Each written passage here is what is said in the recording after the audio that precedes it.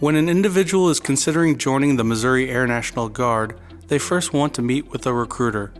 Missouri Air National Guard recruiters are found at 3 locations: Jefferson Barracks in St. Louis County, St. Joseph, Missouri, and Whiteman Air Force Base in Knob Noster, Missouri. The applicant will call a recruiting office and set up a time to meet with a recruiter to ask questions and find out if the Air National Guard is a good fit for them. At that point, the recruiter will schedule a day for them to go to MEPs. MEPs stands for Military Entrance Processing Station. New recruits for all branches of the military go to MEPs for in-processing. It's a long day. There's certain days that they do this testing. You'll have to be there 6 o'clock in the morning, and you just plan to be there all day. They will feed you, they'll take care of you, but it is a long day. It's kind of like a sports physical, so you're going to have your eyes checked, your ears checked, your mobility. They're going to make sure that you're qualified to join the Air National Guard. In addition to the physical exam, the recruit also takes the ASVAB test.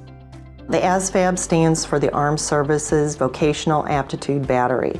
You'll be graded in 4 different areas: mechanical, admin, general, and electrical. And based on those scores, we can place you into certain jobs. The highest that you can get on the ASVAB is 99. So what I'm looking for is somebody that can score about a 70 or above. 50 is about average. Once you're done at MEPs, you're going to come back here with us and sit down with a recruiter and go over the jobs that we have vacant and what you qualify for. You'll then select the job that you would like to go into, and then you'll actually enlist with your recruiter at your specific wing. You'll be assigned an AFSC or Air Force Specialty Code based on the job that you select. I like to explain also that you don't necessarily have to find a job that is in line with what you're doing on the civilian side. A lot of times people want to come in on a drill weekend and do something completely different. So let's say they are a finance manager. They may want to come in and say, hey, let me climb around on top of the V2 and do some repairs and get my hands dirty.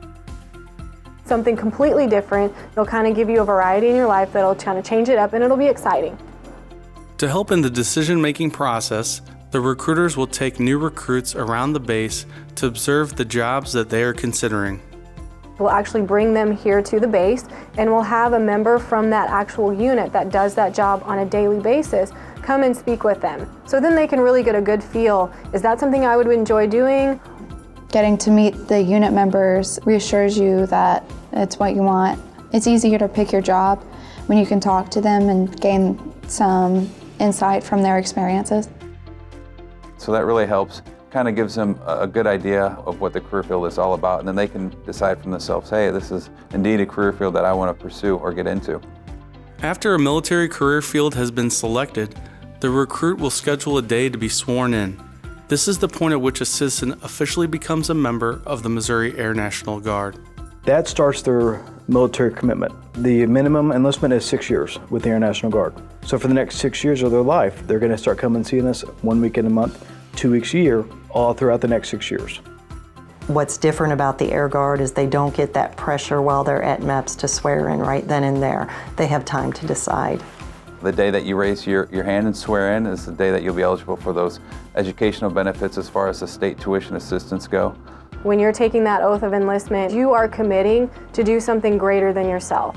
You have committed to not only support your fellow airmen and your fellow military members, but you're also supporting your state and your country as well. And that's something that is so much bigger than yourself. Before a newly sworn-in airman leaves for basic military training, they will spend their monthly drill weekends doing student flight. This is a preparatory course for basic military training that is unique to the Air National Guard. The active duty Air Force and the reserves do not offer student flight. Student flight takes place at Rosecrans Air National Guard Base in St. Joseph for new members of the 139th Airlift Wing, and at Whiteman Air Force Base in Knob Noster for new members of the 131st Bomb Wing. It's going to give you the opportunity to meet other folks in the unit who just enlisted. You're going to learn about the Air Force, the culture, the core values, rank structure. You're going to be taking your physical training test. We're going to teach you some drill movements, some marching, how to enter a room, how to speak with an officer, different things like that. We're also going to make sure that you're in processed correctly and that you're ready to leave for basic training.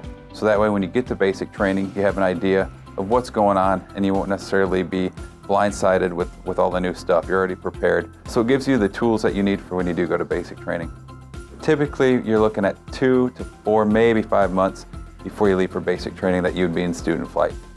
One of the other things they do is we'll have one of the younger members who just got back from basic training in tech school. They'll come to the student flight and talk to them about their experience. And that way, the student flighters can ask them questions about what basic training is like, and they have the most current information.